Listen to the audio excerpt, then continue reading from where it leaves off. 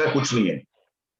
ये जो प्रोपोजिशन है वर्चुअल कोर्ट्स की, ये सुप्रीम कोर्ट की ये कमेटी जिसके हेड है जस्टिस चंद्रचूड़। जस्टिस चंद्रचूड़ इसके वाइस प्रेसिडेंट हैं justice RC Chauhan, retired high court जज ऑफ बॉम्बे, और उन लोगों को इसमें कोई तकलीफ नहीं दिखाई दे रही है, टेक्निकल कोई प्रॉब्लम नहीं दिखाई दे रहा है, इतना ही मैं निवेदन करूंगा। मगर इसको देख लेते हैं हम 3 मुद्दों में। एक बात है ई filing of all documents, fees, affidavits, petition वगैरह सब कुछ ई फाइलिंग से ही होना चाहिए, और ये करना बिल्कुल कठिन नहीं है। आज टाइपराइटर में जो आज हैंड रिटन तो लेते नहीं है कोई कोर्ट पिटिशन, तो जो टाइपराइटर पे होता है वही कंप्यूटर पे होना है, और वो ईमेल के जरिए जा सकता है। एफिडेविट्स के लिए, फीस भरने के लिए, एंड पिटिशंस के लिए, और एडिशनल सबमिशंस के लिए, ये सब ई मेथड से ही होना चाहिए। एक भाई साहब ने अभी डिस्क्राइब किया, और ये मैंने भी सुना है, कि इस सजेशन को किस तरह से तोड़ मोड़ के कोर्ट्स ने इस्तेमाल किया है। बॉम्बे हाई कोर्ट कैसे करती है इसका मैं आपको बयान दे दूं। बॉम्बे हाई कोर्ट कहती है पहले ई फाइलिंग करो, फिर पेपर डॉक्यूमेंट भेजो, फिर वो पेपर डॉक्यूमेंट को स्कैन करते हैं, और फिर वो स्कैन आउटपुट कोई देखता नहीं है। ऐसा काम तो मेरी समझ में नहीं आता है क्यों किया जाए, ये तो देश को हानि पहुंचाने वाला काम हुआ। और एक छोटी सी चीज बता दूं आपको, फिजिकल ट्रैवल बंद हो जाएगा पेपर देने के लिए, पेपर आने के लिए। पोस्ट से भेजिए, कैसे भी भेजिए, स्पीड पोस्ट से भेजिए या कुरियर से भेजिए। स्पेस बहुत बच जाएगी कोर्ट्स में, जो टन्स ऑफ पेपर रहते हैं। और एक अंदाजा है कि अगर सिर्फ एवरेज केस पे 100 पेज का खर्च हो, जिससे ज्यादा ही होता है, बट अगर एवरेज 100 पेज का खर्च हो, तो 12,500 टन पेपर का इस्तेमाल होगा सब कोर्ट्स के अंदर। और ये 12,500 टन पेपर के लिए 3 लाख पेड़ों की कत्ल होती है हर साल। 3 लाख पेड़ काटे जाते हैं हर साल ये नीड फुलफिल करने के लिए। तो पहले तो मेरा ये निवेदन है कि ई फाइलिंग पे ही चलना चाहिए, और ये सुप्रीम कोर्ट के ई कमेटी का भी सजेशन है, रिकमेंडेशन है। अब दूसरी बात है कि लोगों ने कहा पॉलिसी बननी चाहिए, कॉन्स्टिट्यूशन में फर्क करना चाहिए, कानून में फर्क करना चाहिए। अगर मैं आज के दौरे के साथ लिंक करूं तो ये ऐसी बात है कि अगर किसी को ऑक्सीजन देना है और ऑक्सीजन के लिए मर रहा है, तो ये कहे कि नहीं, हमारे संविधान में जब तक फर्क नहीं पड़ेगा हम आपको ऑक्सीजन नहीं दे पाएंगे, कानूनन ये गलत होगा। ये कानूनन कई बारीकी, इस कोई ऐसा कानून नहीं है कि कार में अंदर आपको ऑक्सीजन दिया जाए। और इसके लिए बयान करूंगा, एक आप सबके सामने लाना चाहता हूं। 2006 के साल में सब कोर्ट्स में पेंडिंग केसेस थे 292 लाख केस, 292 लैक्स। उसके बाद 10 साल में 38 लाख केस पेंडिंग बढ़े, पेंडेंसी ऑफ केसेस की मैं बात कर रहा हूं, और 330 लाख 2015 के एंड तक, मतलब हर साल एवरेज 3.8 लाख केस बढ़े, और सिस्टम कोप नहीं कर पा रही थी। ये बैकलॉग के साथ 3.8 लाख केस का ही बैकलॉग हर साल बढ़ने वाला किस्सा, सिस्टम कोप नहीं कर पा रही थी। 2020 में कोरोना के वजह से 30 से 35% इंस्टीट्यूशन घट गए, क्योंकि कोर्ट्स कभी चल रही थी, कभी नहीं चल रही थी, कोई चल रहा था कुछ। मुझे बड़ा ताज्जुब है, कुछ हाई कोर्ट्स में तो ये सुना है मैंने कि हाई कोर्ट के जजेस 4 घंटे या 8 घंटे ही काम करते थे वर्चुअली, या काम ही नहीं करते थे, लोअर कोर्ट्स में नहीं करते थे। तो पेंडेंसी बढ़ गई एक साल के अंदर 51 लाख केस की। इन 51 lakh cases increase in 1 year. 2021 का क्या होगा मैं नहीं जानता हूं। अगर 1.5 करोड़ नॉर्मल से पेंडेंसी बढ़ गई तो इंडियन जुडिशियल सिस्टम खत्म। फिर हमें कुछ कहने की जरूरत नहीं पड़ेगी। अभी जैसे चल रही है कंज्यूमर कोर्ट जैसे चलती है, वैसे एक कोर्ट की सिस्टम हो जाएगी, जिसका कोई मतलब नहीं होगा। आज भी the whole judicial system is irrelevant to the average citizen. साधारण नागरिक के लिए ये इंडियन जुडिशियल सिस्टम इररिलेवेंट है, और फिर तो और हो जाएगा। और ये तब कि जब 30% लेस इंस्टीट्यूशन हुए, बिकॉज ये कोविड की वजह से चल रहे हैं, नहीं चल रहे हैं, फिजिकली चलेंगे, हाइब्रिड चलेंगे, जरूरत क्या थी? और ये मैं कई हाई कोर्ट जजेस और सुप्रीम कोर्ट जजेस से सुन चुका हूं कि ये करीब 20 साल पहले भी वर्चुअल हियरिंग्स हुए हैं कोर्ट्स में। 15 साल पहले, सॉरी 20 साल पहले नहीं, 15 साल पहले वर्चुअल हियरिंग्स कोर्ट्स में हुए हैं। कई जजेस इसकी बात करते हैं और कई जजेस ने मुझे कहा है कि रिमांड के कई मैटर्स रेगुलरली रूटीन भी वर्चुअली हो रहे हैं, जिसके लिए कुछ आपत्तियां बताई गई, रूटीन में ये हो रहा है। अब बात है कि भाई ये कैसे, ये स्टडी कैसे होगा, इसका पैसा कहां से आएगा? सुप्रीम कोर्ट की ये कमेटी बयान करती है कि 2309 करोड़ रुपया, 2309 करोड़ रुपया खर्च हुआ है कंप्यूटराइजेशन पे। अगर 309 करोड़ रुपया में सॉफ्टवेयर के लिए हो, मुझे पता नहीं है, बट मैं गेस कर रहा हूं, तो 2000 करोड़ 20,000 कोर्ट्स के लिए अगर खर्च किए तो 10 लाख रुपया प्रति कोर्ट का खर्च हुआ है, जो कम नहीं है। इसमें ये सब आ सकता है, 2-3 कंप्यूटर आ सकते हैं, इंटरनेट कनेक्टिविटी आ सकती है, प्रिंटर आ सकता है, स्कैनर आ सकता है। वो पैसे गए कहां? मैंने कई स्मॉल कोर्ट्स, सबऑर्डिनेट कोर्ट्स के कुछ जजेस ने कबूल किया है कि उनके यहाँ पेटी पैक पड़ी है, खोला ही नहीं गया है। और लोग कहते हैं कि जजेस को तकलीफ होगी, लॉयर्स को तकलीफ होगी इंटरनेट पे काम करने पे, वर्चुअल काम करने पे। मुझे कभी ताज्जुब होता है, आज कोई वार्निंग के बिना, कोई ट्रेनिंग के बिना पहली और दूसरी कक्षा के बच्चे अलग अलग शहरों में, अलग अलग जगहों पे क्लास अटेंड कर रहे हैं, सीख रहे हैं। और जो 1 और 2 साल के बच्चे कर सकते हैं, उसके लिए जजेस को और लॉयर्स को इतनी तकलीफ होगी, ये मेरी समझ के बाहर है। मैं समझता हूं सिर्फ करने की जरूरत है। बहुत सारे और मुद्दे रेस किए गए हैं, तो ये आप समझ लीजिए, आज बैंकिंग पूरे देश का चलता है इंटरनेट पे। इंटरनेट पे करोड़ों रुपए का ट्रांसफर होता है, हिसाब रखा जाता है, सब कुछ होता है। अगर वो सिक्योर नहीं होता तो अपनी बैंकिंग सिस्टम कब की खत्म हो गई होती। अगर वो चल सकता है तो कोर्ट की सिस्टम क्यों नहीं चल सकती? और एक छोटा सा, मतलब आप कहेंगे आपको अनुभव नहीं है, भाइयों, मैं जब इंफॉर्मेशन कमिश्नर था 2008 में, 2009 से central information commission virtually cases deal करता था। और जिसको हम हाइब्रिड कहते हैं, उसको हाइब्रिड कहते भी नहीं थे। कोई सामने आता था, कोई दूर शहर में होता था, या कभी दोनों लोग अलग अलग शहरों में होते थे, तीसरा आदमी और कहीं होता था। ये हियरिंग्स हम करते थे और हजारों हियरिंग्स करते थे, आज भी मेरे ख्याल से चालू है CIC में। तो ये कोई नई बात नहीं है, और ऐसे हियरिंग्स करना डेफिनेटली मुमकिन है, पॉसिबल है, और होते भी है। इंफ्रास्ट्रक्चर की मैंने बात कही, इक्विपमेंट कहते हैं, कई कहते हैं कि अरे ये तो लॉयर्स अफोर्ड नहीं कर पाएंगे। चलिए मान लेते हैं कि कुछ लॉयर्स सचमुच यंग होंगे, ऐसी फाइनेंशियल स्थिति में नहीं होंगे कि वो खरीद सकते हैं।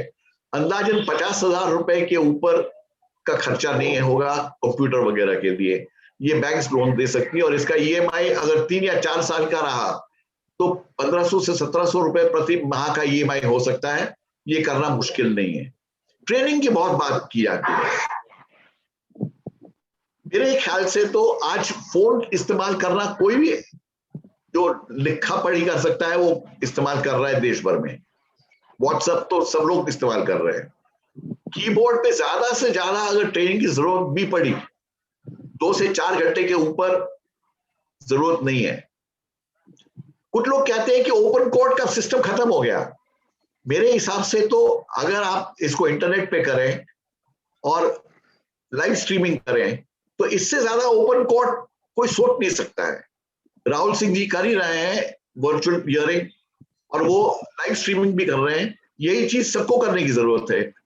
और ये करने से मोस्ट लिटिगेंट्स जो हैं, जो पक्षकार हैं, वो कोर्ट में जाते हैं सिर्फ ये देखने को कि भाई ये मेरे लॉयर ने कुछ कहा कि नहीं, जज ने क्या कहा। उनको कोर्ट में आने की जरूरत नहीं होती, उनको कोई रोल नहीं होता है कोर्ट में। वो अपने घर में बैठे या ऑफिस में बैठे, दफ्तर में बैठे अटेंड कर सकते हैं, पूरा दिन वेस्ट करने की जरूरत नहीं है। लॉयर्स भी आज छोटे शहर के लॉयर्स ट्रैवल करना पड़ता है उनको हाई कोर्ट के लिए या इवन डिस्ट्रिक्ट कोर्ट के लिए, वो ट्रैवलिंग बच जाएगा। और वो लॉयर जो एक केस ही अटेंड कर सकता है वो 2 या 3 केस अटेंड कर सकता है। कॉस्ट ऑफ लिटिगेशन कम हो जाएगा। पर्यावरण पे बहुत फर्क पड़ेगा क्योंकि ट्रैवलिंग कम हुआ तो कार्बन फुटप्रिंट कम होगा, जो एटमॉस्फेरिक निवारण है ये कम हो जाएगा। Over a period of time most litigants will watch virtually. Lawyers 30% कम होने की वजह से, और खर्चा कोर्ट्स का उतना ही है जितना पहले के साल था। कोर्ट्स ने ये बहुत ही पिक्यूलियर कर लिया है, लिटिल वर्क, आधे से कम काम किया है और फुल पे चल रहा है। और ये इस साल भी कोरोना कितना चलेगा किसी को पता नहीं है, हो सकता है और 1 साल 6 महीना, मैं उम्मीद करता हूं कि जल्दी भाग जाए, मगर नहीं भागेगा तो ये अपने जुडिशियल सिस्टम को बहुत ही बुरी तरह हर्ट करके जाएगा। पब्लिक रेजिस्टेंस जो है, डॉक्टर्स टेलीमेडिसिन दे रहे हैं, वीडियो कॉन्फ्रेंस हो रही है, इंटरनेशनल कॉन्फ्रेंसेस हो रही हैं, और फिजिकली हियरिंग के लिए, बिकॉज कई लोग बहुत स्ट्रांगली ओपोज कर रहे हैं, कुछ लॉयर्स नहीं, हमको नहीं जमता है ये, तो फिजिकली होना चाहिए।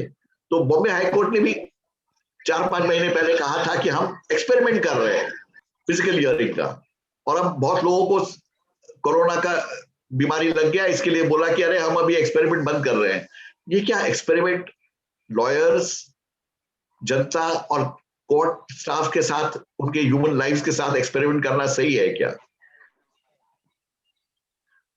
इसके अलावा और भी कोई मुद्दे हैं तो मैं बड़े प्यार से इसको बीट करना चाहूंगा। हाँ, एक ये जरूरी है कि ये विल होना चाहिए। बैंक्स आज 20-25 साल से इंटरनेट पे ही डिपेंड करती है, कंप्यूटर्स पे ही डिपेंड करती है। वो रेजिस्टेंस है चेंज का, और ये रेजिस्टेंस को अगर हमने छोड़ा नहीं तो इंडियन जुडिशियल सिस्टम के बैकलॉग ही इतना हो जाएगा कि वो वर्चुअली इम्पॉसिबल हो जाएगा बीट करना। और लास्ट एक मुद्दा, एल्गोरिथम से केसेस की लिस्टिंग होनी चाहिए जिसपे ओवर 5% ही ओवरराइड होना चाहिए जजेस को। ये अगर हुआ तो रीजनबली फेयर सिस्टम होगी अपनी जुडिशियल। आज ये होता है कि कौन सा वकील है, कौन सा जज है, उस पर जल्दी आपकी हियरिंग होगी या नहीं होगी आप तय कर सकते हैं। ये चेंज करना जरूरी है। और मैं वापस दोहराता हूं, जो भी मैं आज प्रपोज कर रहा हूं, ये पूरा चीज सुप्रीम कोर्ट की ई कमेटी ने कहा है। अब तकलीफ कहां है? सुप्रीम कोर्ट की ई कमेटी कहती है कि हम इसको एनफोर्स नहीं करा सकते हाई कोर्ट में। मुझे हास्यास्पद ये लगता है, मैंने उनको मेरा ऑब्जर्वेशन भी भेजा है। सुप्रीम कोर्ट ये निर्णय कर सकती है कि कौन सी स्टेट को कितना ऑक्सीजन मिलेगा, मगर सब हाई कोर्ट्स एंड सुपरऑर्डिनेट कोर्ट्स किस हिसाब से काम करेंगे वो नहीं तय कर सकती है। ये मुझे बहुत फनी लग रहा है। और मान लीजिए ये सही भी है, मैं कॉन्स्टिट्यूशनल नाइसिटीज में जाता नहीं हूं कि मैं कॉन्स्टिट्यूशनल लॉयर नहीं हूं, मगर मान लेते हैं 1 मिनट की ये सही भी है। देश ने जीएसटी का काउंसिल देखा है, जहां पे पॉलिटिकल पार्टीज जो एक दूसरे को खंजर से मारने को तैयार होती है, वो साथ में मिलके, अलग अलग स्टेट गवर्नमेंट्स और सेंट्रल गवर्नमेंट साथ में मिलके जीएसटी काउंसिल से के जरिए डिसीजन ले रहे हैं। ये क्या कोर्ट्स के लिए मुमकिन नहीं है? अगर कोर्ट आदेश नहीं दे सकती है, सुप्रीम कोर्ट मान लेते हैं, तो क्या ये मुमकिन नहीं है? कानून की कोई रुकावट नहीं है। और मेरा वापस आप सबसे बहुत विनम्रता से मैं कहता हूं कि अगर हम वर्चुअल कोर्ट्स में नहीं गए इमीडिएटली, अर्जेंटली, तो ये कोर्ट का सिस्टम खत्म हो जाएगा, क्योंकि पेंडेंसी इतनी बढ़ जाएगी कि इसका कोई मतलब नहीं रहेगा, और फिर गुंडों बदमाशों पे ही सब निर्णय होंगे। धन्यवाद। जी गांधी सर, बहुत ही महत्वपूर्ण आपने बिंदु उठाए हैं कि जो कोर्ट के केसेस बढ़ रहे हैं, जो 4.25 करोड़ के आसपास जो पेंडेंसी बढ़ गई है, आखिर इसका क्या समाधान है? क्योंकि कोरोना की कोई गारंटी नहीं है कि कब तक इसका समाधान निकलेगा और कब तक इस तरह से लॉकडाउन में हम पड़े रहेंगे। लेकिन यहाँ पे मैं एक पॉइंट रेज करना चाहूंगा। ये हमारे एडीपीओ श्री सचिन द्विवेदी जी जुड़े हुए थे, उन्होंने भी काफी अंदर की गंभीर बातें रखी हुई हैं। और हमारे बीच में श्रीवास्तव सर है, अभी भी पूर्व जज और अधिवक्ता, जिन्होंने कहा कि मतलब हाइब्रिड का कोई कॉन्सेप्ट यहाँ पे नहीं है। और सचिन द्विवेदी जी ने कहा कि जो गवाहों की बात आती है, पहले भी ये मुद्दा आ चुका है कि गवाहों की जो बात आती है कि भाव-भंगिमा महत्वपूर्ण है, सत्य की खोज कैसे करेंगे, बॉडी लैंग्वेज, क्रॉस एग्जामिनेशन आदि-आदि, ये सब बातें आती हैं। तो इसके लिए जिस तरह से आपने कहा कि हाइब्रिड का कॉन्सेप्ट यहीं पे आता है कि इन चीज़ों के लिए जब गवाही की बात हो या कुछ ऐसी चीज़ें क्रॉस एग्जामिन करना हो, तो आप उनको फिज़िकली वहाँ पे अपीयर करने के लिए बोलें। तो यहाँ पे मैं श्रीवास्तव सर को बोलूँगा, यहाँ पे निवेदन करूँगा कि आपको क्या लगता है कि हाइब्रिड का कॉन्सेप्ट यहाँ पर ही बेसिकली आवश्यक है कि बहुत सारी ऐसी चीज़ें जो कोर्ट में बिना फिजिकल अपीयरेंस के हो सकती हैं, सीधे कागज़ों के आदान-प्रदान से हो सकती हैं और 2 वकीलों के जज के समक्ष 2 पक्ष-विपक्ष के वकीलों के डिस्कशन या जो भी अपना वो वाद परिवाद अपना प्रस्तुत करें, उसके आधार पर हो सकती हैं। उन चीज़ों को तो अपन वर्चुअल तौर पे ले सकते हैं, लेकिन जब ऐसी बात आए कि हमें क्रॉस एग्जामिनेशन करना है या कि गवाही लेना है किसी मतलब क्रिमिनल केसेस में, तो वहाँ पर तो हाइब्रिड का कॉन्सेप्ट सही रहेगा। तो इसमें श्रीवास्तव सर क्या कहना चाहेंगे? देखिए, हमारा कहना ये है कि आपका जो टॉपिक है, ये टॉपिक ये है कि हाइब्रिड सिस्टम के माध्यम से जो जो जो बैकलॉग ऑफ केसेस हैं, करोड़ों की संख्या में मामले लंबित हैं, क्या इनका निराकरण संभव है? शीघ्र निराकरण संभव है। जैसा कि डाटा मैंने पहले बताया कि सुप्रीम कोर्ट में केवल 60,000 केसेस पेंडिंग हैं, हाई कोर्ट में लगभग 42 लाख केसेस पेंडिंग हैं, लेकिन सबऑर्डिनेट कोर्ट्स में 2,70,00,000 से अधिक मामले पेंडिंग। तो ये जो हाइब्रिड सिस्टम है, या ऑनलाइन हियरिंग है, वर्चुअल हियरिंग है, ये सुप्रीम कोर्ट और हाई कोर्ट तक ही लिमिटेड है। जबकि जो बैकलॉग ऑफ केसेस का प्रॉब्लम है, वो प्रॉब्लम जो है सबऑर्डिनेट कोर्ट्स के सामने जाता है। जो रियल लिटिगेंट है, वो सबऑर्डिनेट कोर्ट के सामने जा रहा है। हाई कोर्ट में तो सिर्फ आर्गुमेंट के बेस पर, सुप्रीम कोर्ट में सिर्फ तर्कों के आधार पर मामले निराकृत हो रहे हैं। पार्टीज का पार्टिसिपेशन बहुत कम है सुप्रीम कोर्ट और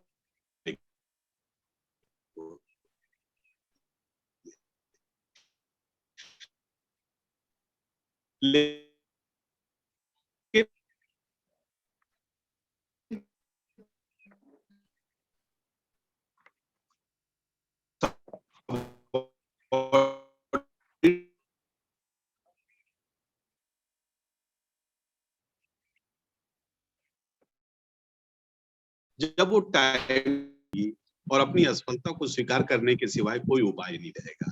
जहां तक हाइब्रिड सिस्टम है, इस सिस्टम को मामलों के निराकरण के लिए, बैकलॉग ऑफ केसेस को खत्म करने के लिए उपयोग करने का प्रश्न है। जब तक ये हाइब्रिड सिस्टम, वर्चुअल हियरिंग का जो प्रणाली है, ये सबऑर्डिनेट कोर्ट्स तक, सिविल कोर्ट, रेवेन्यू कोर्ट्स, इन सभी तक नहीं पहुंचती है, तब तक इस वर्चुअल हियरिंग का कोई फ्रूटफुल पर्पस जो है नहीं आएगा। तो मेरा ये कहना है कि कंक्लूसिवली इस सिस्टम को ग्रास रूट लेवल तक जाना चाहिए।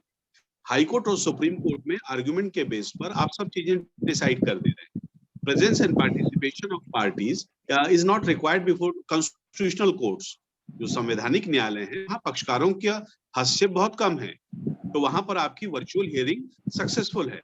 लेकिन इस पैटर्न ऑफ हियरिंग को आपको सबऑर्डिनेट कोर्ट तक ले जाना पड़ेगा, ग्रास रूट तक ले जाना पड़ेगा, अंतिम आदमी तक, अंतिम न्याय के ग्राहक तक पहुंचाना पड़ेगा। तब आपका ये सिस्टम सफल होगा और तब आपका जो है वर्चुअल हियरिंग के माध्यम से मामलों का निराकरण होगा।